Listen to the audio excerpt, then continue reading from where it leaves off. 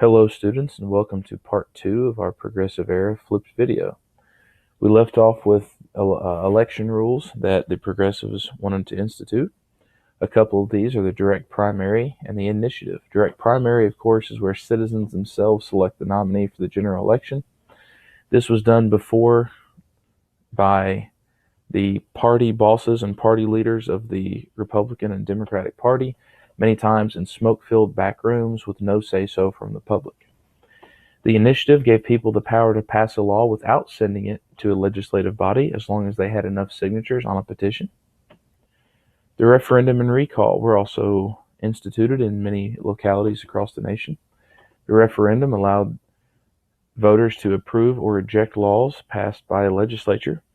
This was most in recent years seen in Ohio with the public smoking ban and also the legislation concerning the legalization of marijuana. The recall allowed voters to remove an elected official before his term is expired. On a national level, progressives got the 17th Amendment passed and ratified by the states in 1913. It called for the direct election of senators, whereas before, the state legislatures in each state chose the two senators to represent that state and not the people. Four prominent progressive governors included Robert La Follette, Hiram Johnson, Teddy Roosevelt, and Woodrow Wilson. Roosevelt and Wilson obviously later become two United States presidents. Now, focusing on the fight for women's rights. By the time the early 1900s had rolled around, women were beginning to demand a much larger role in the community. We mention here the court case Moeller v. Oregon. The Supreme Court upheld a law that limited the amount of hours that a woman could work to 10. Women leaders across the nation also formed the National Consumers League, which urged women to buy products that were produced under, quote, good, safe, and fair working conditions. Included in this is the temperance movement, which promoted the practice of abstaining from alcohol completely, led in large part by a women's group, the Women's Christian Temperance Union. A famous African-American woman during this time was Ida B. Wells. She helped form the National Association for Colored Women. Now, the definition of the term suffrage, of course, is the right to vote, and this was the boldest and most prominent goal for women in the late 1890s and early 1900s.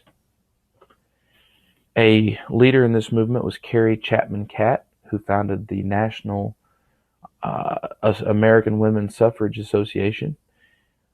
By 1918, women could vote in the states of New York, Michigan, and Oklahoma. And by 1920, women were guaranteed the right to vote across the entire nation with the passage of the 19th Amendment, another progressive amendment. And again, this was helped along by suffragettes across the nation, which were women who helped promote suffrage. We discussed that. Now, there is also a part of the progressive movement that fought against discrimination. One of the groups that were discriminated against were immigrants. They were often Americanized by different groups, and to Americanize, we mean teaching Americans to adopt our dress and diet and other forms of our culture. Many Americans were, during this time, disgusted even by the immigrants' use of alcohol, which led to a negative portrayal of immigrants. Of course, many immigrants came to this country not looking negatively upon alcohol. They came from cultures where alcohol was widely accepted and its use was not looked down upon in their culture. So it was somewhat of an example of clash of cultures. This was. A prominent African American leader at this time was Booker T. Washington. He was probably the nation's most popular civil rights leader, and he said that blacks should move slowly to gain reform. He said that blacks should gain education and should gain wealth in order to earn acceptance into society. On the opposing end of this was W.E.B. Du Bois. He was an African American man who graduated from Harvard, and he said that blacks should demand immediate rights and should not work or strive to earn anything, but that they should demand full equality in society. During this time, there was also formed the National Association for the Advancement of Colored People, or NAACP. They worked to educate blacks so they could help themselves. Now, this group is also around today, still fighting for African American rights and equality.